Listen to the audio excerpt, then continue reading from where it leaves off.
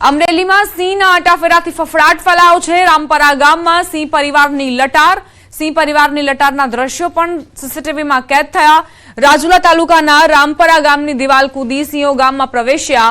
આસપાસના ઔદ્યોગિક વિસ્તારમાંથી રાત્રિના રોજંદા રામપરા ગામમાં સિંહો જાણે કે નિવાસસ્થાન બનાવીને રહી રહ્યા હોય તેવી લોકોને અનુભૂતિ થઈ રહી છે। લોકોમાં ભય વ્યાપ્યો છે। લોકોએ કહ્યું ઘરની બહાર નીકળતા પણ ડર લાગે છે। સિંહોના વિડીયો સીસીટીવી સોશિયલ મીડિયામાં વાયરલ થયા છે।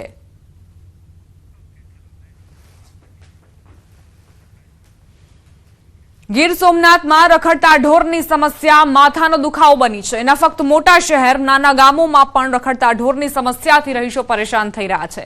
કોડીનારના ડોળાસા ગામમાં રોડ વચ્ચે બે આખલાના યુદ્ધે રોડને બાનમાં લઈ લીધો।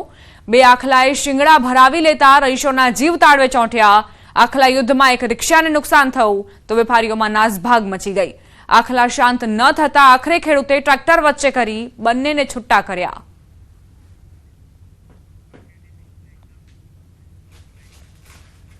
સમાચાર ખેડાથી બોર્ડની પરીક્ષામાં ચોરીનો વિડીયો વાયરલ થયો છે। ડાકોરમાં ભવંસ સ્કૂલમાં બોર્ડની પરીક્ષામાં ચોરીની ઘટના। ધોરણ 10ના ગણિત પેપરમાં કાપલીની આપલે થતી હોવાનો વિડીયો। જિલ્લા શિક્ષણાધિકારીના ચોરી ન થતી હોવાના દાવા પોકળ સાબિત થયા। ન્યૂઝ 18 ગુજરાતી વાયરલ વિડીયોની પુષ્ટિ નથી કરતું। બોર્ડની પરીક્ષા દરમિયાન વિદ્યાર્થીઓ કાપલીની આપલે કરતા હોય તેવા સીસીટીવી ફૂટેજ સોશિયલ મીડિયામાં વાયરલ થઈ રહ્યા છે। સંવાદદાતા ઉમંગ જોડાઈ ગયા છે વધુ જાણકારી સાથે। ઉમંગ, આ જે વિડીયો વાયરલ થયો છે તે ક્યાંનો છે? શું આરોપ મુકાઈ રહ્યા છે?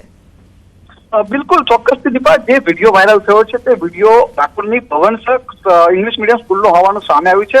દીપા, સૌપ્રથમ વાત કરું તો જિલ્લા શિક્ષણ અધિકારી દ્વારા બોર્ડની પરીક્ષામાં કોઈ પણ પ્રકારની ચોરી થશે તો ફોજદારી કાર્યવાહી કરવાના જે દાવા કરવામાં આવી રહ્યા હતા, પરંતુ આ તમામ દાવા છે તે પોકળ સાબિત થયા છે। કારણ કે જે વિડીયો અંદર દેખાઈ રહ્યું છે કે ડાકોરની ભવંસ સ્કૂલની અંદર ખુલ્લે આમ કાપલીની આપલે થઈ રહી છે।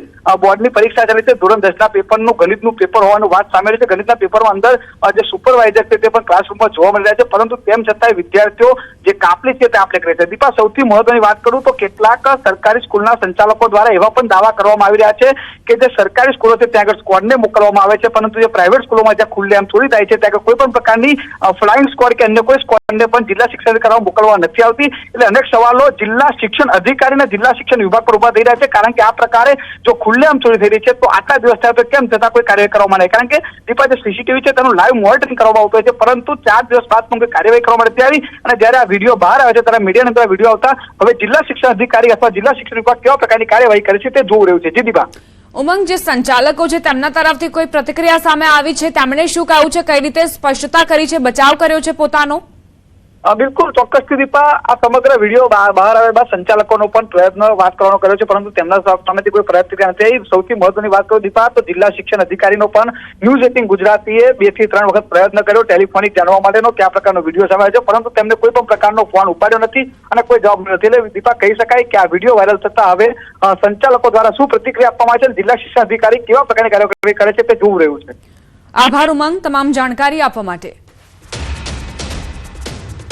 ડાંગથી સમાચાર। આહવામાં પ્રખ્યાત ડાંગ દરબારનું આયોજન કરાયું। આદિજાતિ મંત્રી કુંવરજી હળપતિના હસ્તે 4 દિવસનો મેળો ખુલ્લો મુકાયો।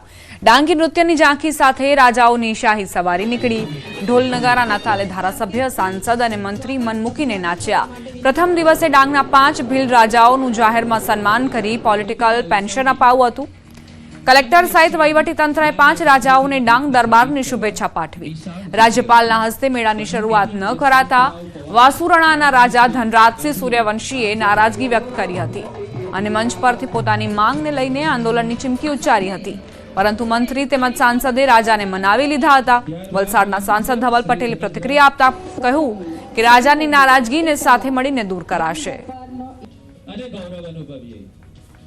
રાજ્યના જે મંત્રી શ્રી આપણા કુંવરજી હળપતિ સાહેબ આવ્યો અને અમારા ડાંગના વિજયભાઈ પટેલ સાહેબ ધારાસભ્ય ઉપદંડક આવ્યો અને આપણા ધવલ પટેલ સાહેબ સાંસદ શ્રી આવ્યો અને મેં કલેક્ટર સાહેબ ડાંગ અને ડીડીઓ એસપી સાહેબ એ બધા મળીને ડાંગનું આયોજન બિલકુલ સારી રીતે પતી ગયું છે। ડાંગના રાજાઓની દરેક લાગણી અમારા માટે શિરોમાનીય છે.